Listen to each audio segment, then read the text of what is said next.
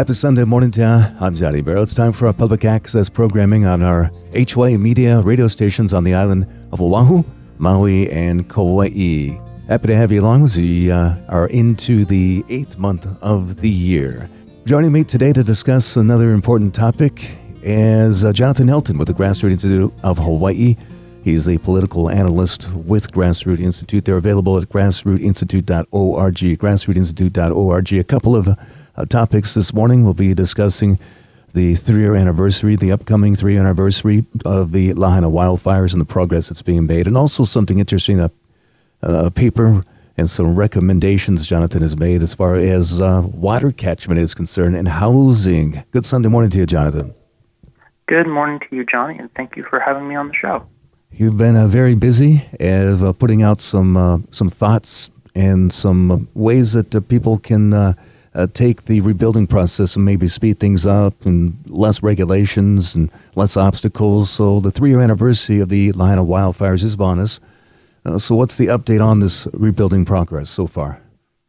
Well, as we're speaking, we're less than a week away from the anniversary of the wildfires, and there's a lot of hope for rebuilding.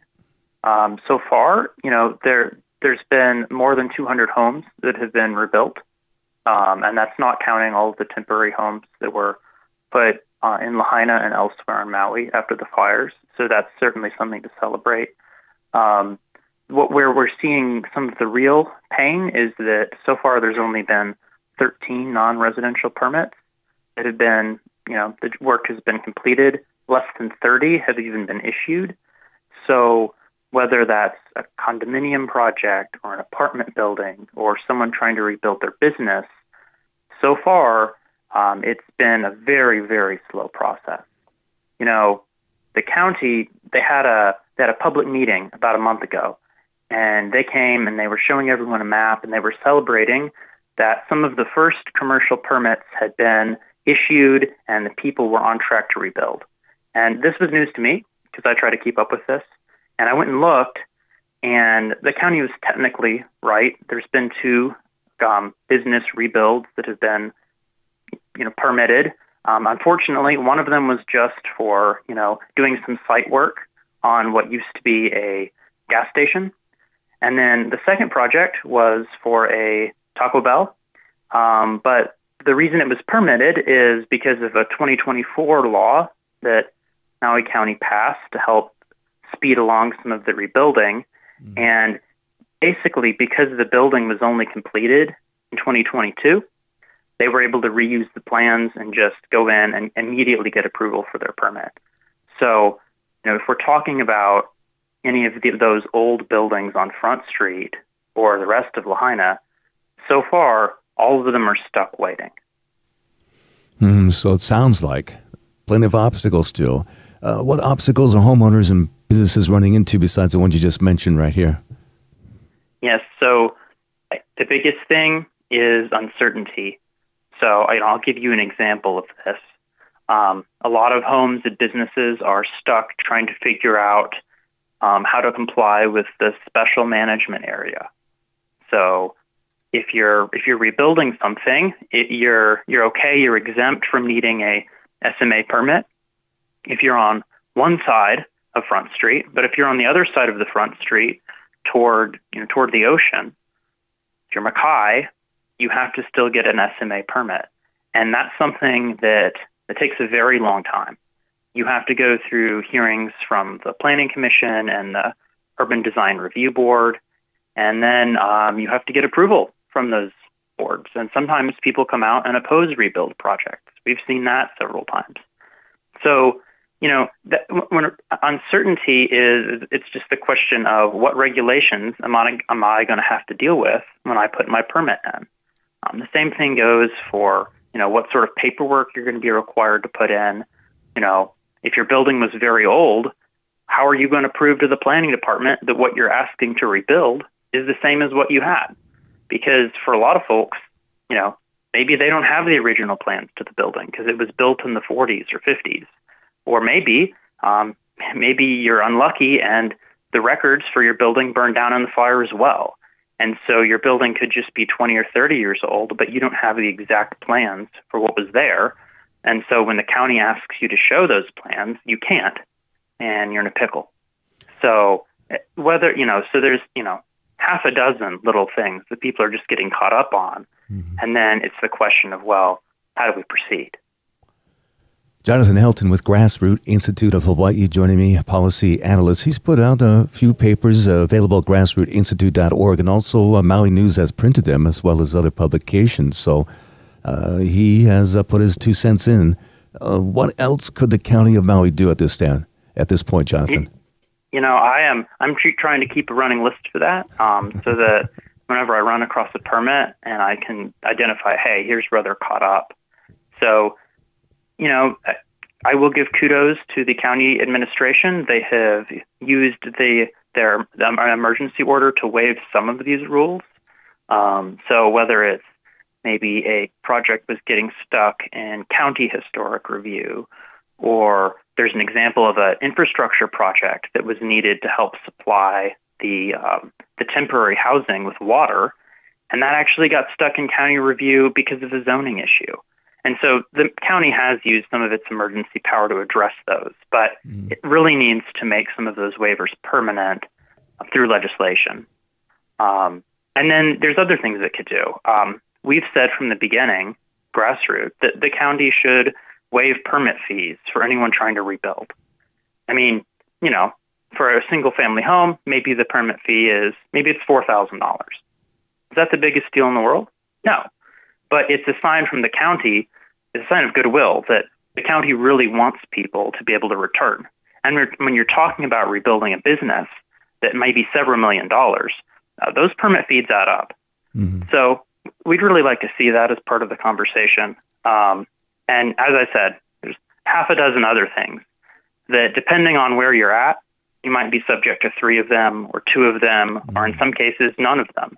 And it's just the question of, when I submit my permit, do I know what I'm going to have to deal with? A lot of times the answer is no.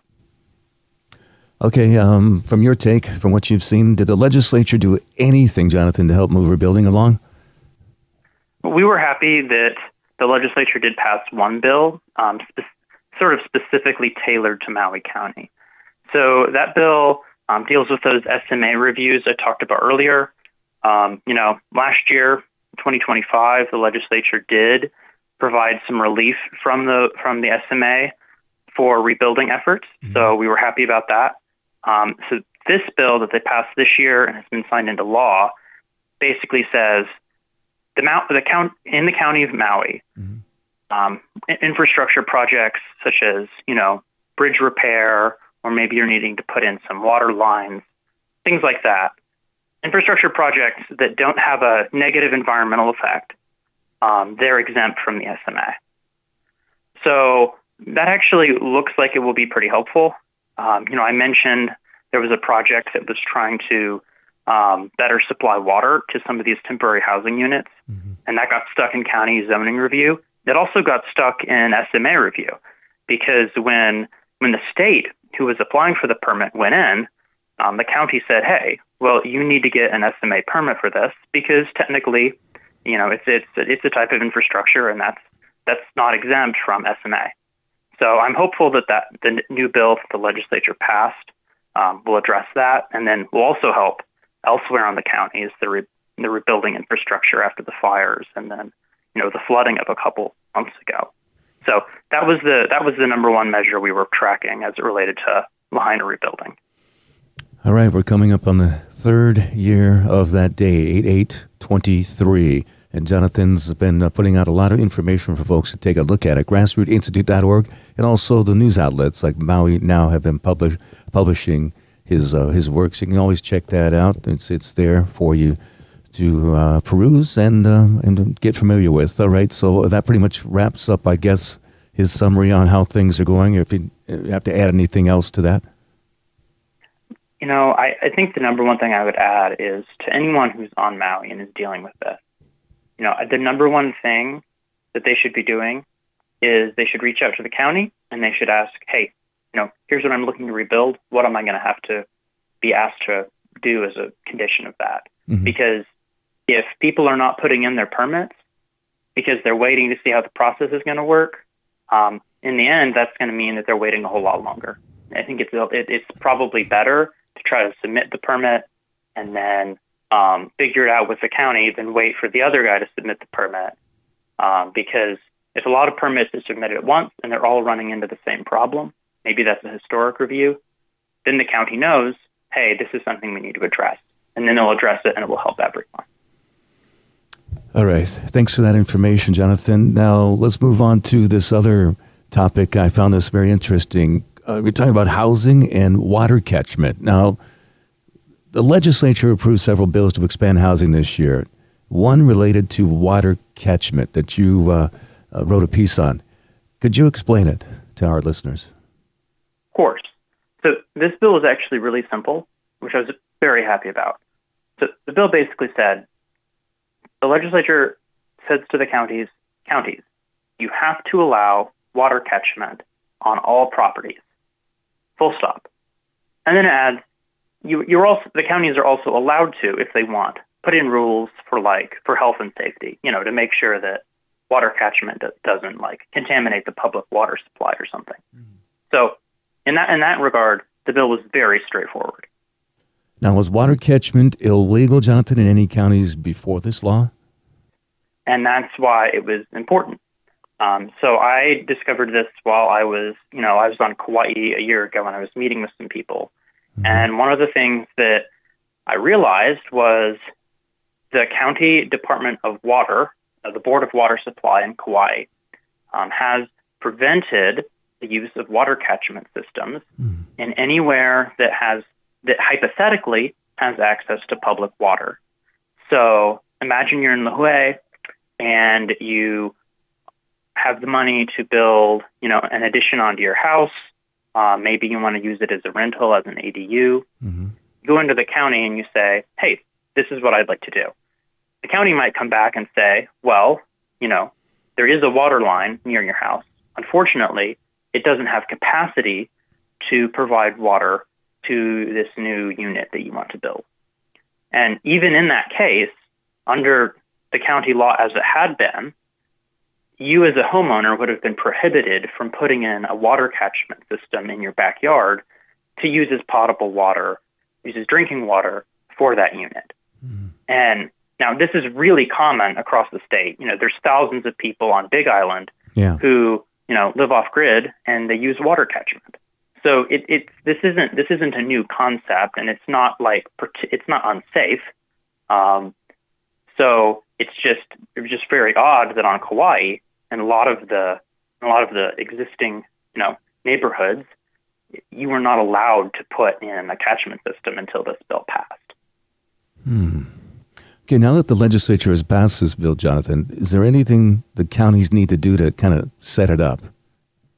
Yeah, I think that the best thing to do would be to go back and revisit those rules. So I mentioned, Kauai's Board of Water Supply had rules in that made it pretty much impossible for catchment in some areas. Mm. The same goes for Maui. Now on Maui, it wasn't as harsh. Catchment was allowed in agriculture and rural and residential zones. So a lot of the zones where you're going to see housing. But, on Maui, if someone wanted to set up catchment and then use it to help provide water to maybe a business they were running, they were going to be out of luck. So I think for Kauai and Maui, which are the two counties that have had regulations on this, I think the best thing that they could do is they could go in and rewrite the sections of their county code or their county administrative rules that address catchment to pretty much say, hey, we are abiding by the state law. Catchment is allowed in any zoning district and any property, regardless of whether or not that property has access to the county water system. And so what that does is that would give people who are coming in for a permit a lot more certainty about whether or not it's allowed, because the state law does preempt the counties. And so right now, you can go in and you should be able to get your catchment system permitted now. Mm-hmm. But it does clear up a lot of question marks when, the state is saying one thing and then the county code technically says something else. Now, we mentioned neighbor islands. What areas of Oahu are affected by this that are dealing with that problem with water catchment for their homes? Yeah, so I did a search on the Honolulu County Code, and there wasn't any mention of water catchment. I would suspect that there may be some rules in the Board of Water here on Oahu that are similar to Kauai's rules, but they weren't showing up. So I think that either catchment was already okay on Oahu, or it would be addressed in a similar way to Kauai. And so, in case there was a gray area where you could build it, that's cleared up now by the state law. Interesting. All right. Where can they find your piece that you wrote? Is this in any news publications or just at Grassroot Institute right now? Yeah. So the piece I wrote about catchment was in the Garden Island a couple weeks ago. Okay. So people can go find it there. It's sort of a two-part. I explained this issue last fall in the Garden Island in an article, and then I revisited it once the legislature passed the bill to explain, well, here's what's changed, and here's the impact that it's going to have. So, and I think the most recent article from a few weeks ago is also on the grassroot.org website, in case anyone would like to read it. All right. Great job. Anything else you'd like to add to this discussion? Yeah, I think that two things together, building in Lahaina, water catchment. And I've had a lot of conversations with people lately about some of the things that, you're required to get a permit for in Hawaii. And I think the number one takeaway is this. The legislature and the counties need to make it easy to that the community has identified official.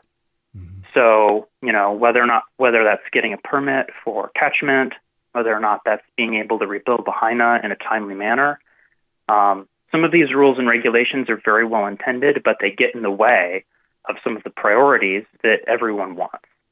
And so, if I had to turn it into like an elevator pitch of a lesson, I would say, make it easy to approve and to build to make our future better. And I'm hoping big shout to the legislature for some of the things they've done and the county council. A lot more to do. But, conversations like this will help make that happen. Hopefully that's the case also. It sounds like a great plan. And let's see what happens with folks in their respective islands and with the legislature. John joining us. Great work. Policy analyst at grassroot.org. Grassrootinstitute.org is where you can find everything that he does and his fellow Grassroot Institute members over there, team members, I should say. And we'll be speaking soon on something I'm very sure of that. Have yourself a great remainder of your Sunday, Jonathan. Thanks for joining me. All right, you too. Have a great rest of the weekend.